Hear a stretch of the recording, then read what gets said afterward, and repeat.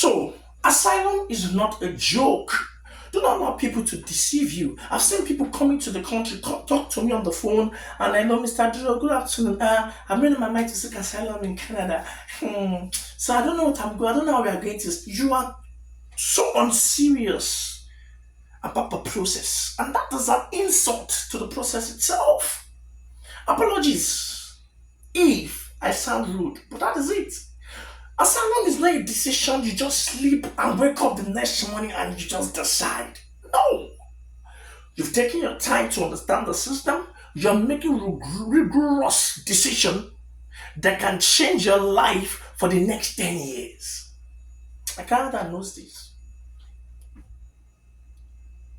I've seen people lash out at asylum seekers. It is not your place to lash out at anybody coming to this country to seek asylum. It is not your place. I see people coming outside insulting them, saying that they are liars, they are thieves, they are this one, calling them different name. It is not your place. And I have a message for those people that are doing that. And I'm going to give that message from this place. Now, I've seen people that come to Canada and they declared that they are bisexual. So my place is IRB place. Okay, to find out, find out if they are saying the truth or not. It's not my place. My place is to, all right, no problem. What are the traits you have as a bisexual person?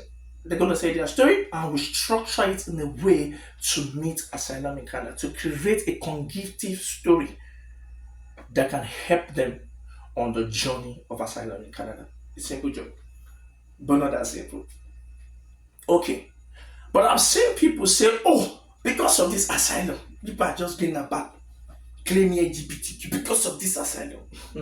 And they condemn bisexual people. They condemn lesbians, they condemn gays, they call them different names. Yes, I've once been a victim of that, yes, but practically 100%, I'm a supporter of anybody that is a LGBTQ members, anybody that is bisexual, anybody that is gay. It is your choice, it is your experience, not my experience. I've listened to people's stories and I can tell you people are going through a lot, even in their sexuality. So, this is what I want to talk about sexuality that you all need to understand. Especially those of you that call yourself Christians. I'm also a Christian. Yes, I use the word I'm also a Christian. Yeah, but I don't just try to attribute myself to the Christian community or society because I don't really like the way they understand the world and the way they understand things. But you're free to stop the video at this point.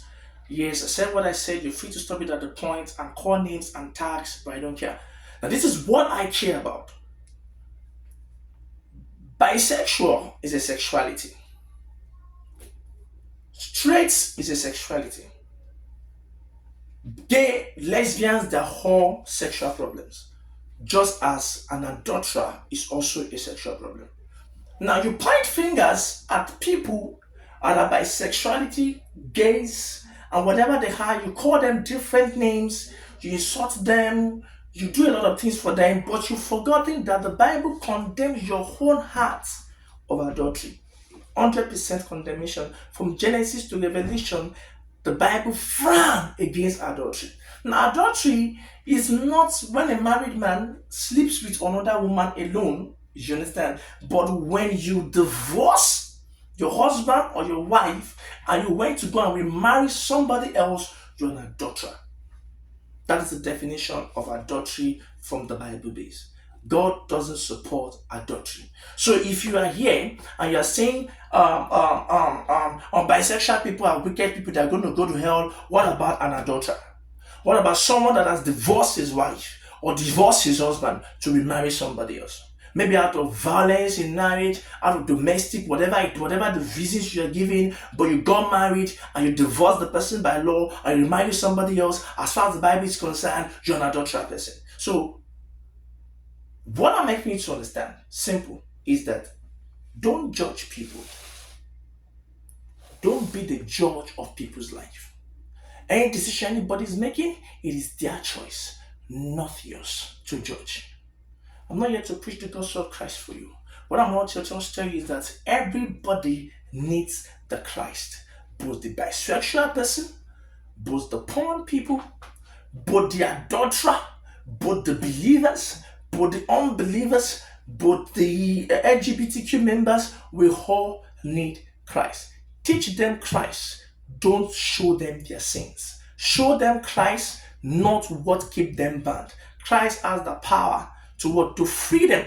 Show them Christ, not what keep them bound. And before you remove the peg in somebody's eyes, please try to remove the one in your own eyes. Before you call somebody bisexual, deal with your own sexual problem of adultery.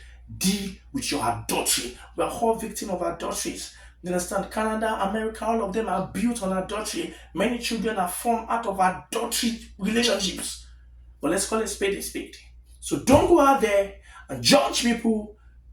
Don't go out there and point fingers on people when you are also committing the same sins that they are committing as an adulterer person.